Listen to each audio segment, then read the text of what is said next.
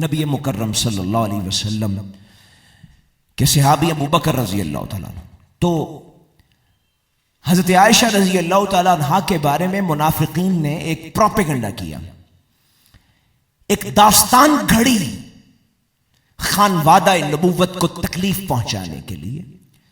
تو یہ جو باتیں کہی جا رہی تھیں ان میں ابو بکر رضی اللہ عنہ کا ایک رشتہ دار مصطح بن اساسہ بھی تھا، اس نے بھی کوئی دو چار باتیں کہہ لی۔ تو ابو بکر رضی اللہ عنہ کی رشتے میں تھا چونکہ، اور ان کی فیملی کا غریب آدمی تھا، اور جیسے آپ نے اپنی فیملی میں کچھ لوگوں کے لیے امداد لگائی ہوتی ہے، تو ابو بکر نے بھی رضی اللہ تعالیٰ عنہ کچھ ماہانہ وظیفہ رکھا ہوا تھا جو مصطح کو بھیجا، ہماری فیملی کا ایک غریب آدمی ہے، چلو یہ پیسے اس کو دے۔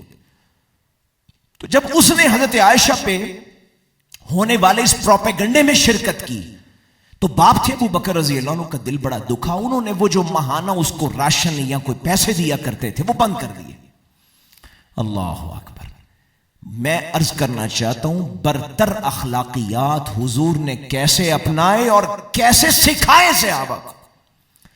یہ نہیں کہ آپ کے ساتھ کوئی کیا کر رہا ہے، مصطح نے کیا کیا چھوڑو اس کو، قرآن اترا قلب محمد پہ، حضور نے ابو بکر کو پڑھ کے سنایا، وَلَا يَأْتَلِي أُولُو الْفَضْلِ مِنْكُمْ وَالسَّعَةِ أَنْ يُؤْتُوا أُولِي الْقُرْبَى وَالْمَسَاكِينِ وَالْمُهَاجِرِينَ فِي سَبِيلِ اللَّهِ وَلْيَعْفُوا وَلْيَصْفَحُوا۔ کسی کی غلطی کی وجہ سے تم اس کے ساتھ جو نیکی کر رہے ہو اپنی نیکی کے دروازوں کو بند نہ کیا کرو۔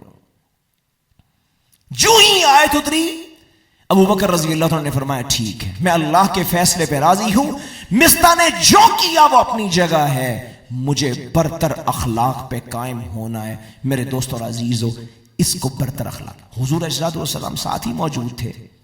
ایک شخص آیا جن سے کوئی لین دین چلتا تھا ابو بکر رضی اللہ تعالیٰ عنہ، تو اس دفعہ آیا تو بڑی بری اور بازاری گفتگو کرنے لگا، حتیٰ کہ گالیاں دینے پہ اترا ہے۔ ایک گالی دی ابو بکر خاموش ہیں، دو گالی دی خاموش ہیں، تیسری مرتبہ جب اس نے بد تہذیبی کا اظہار کیا تو ابو بکر نے بھی جواب دے دیا رضی اللہ تعالیٰ عنہ۔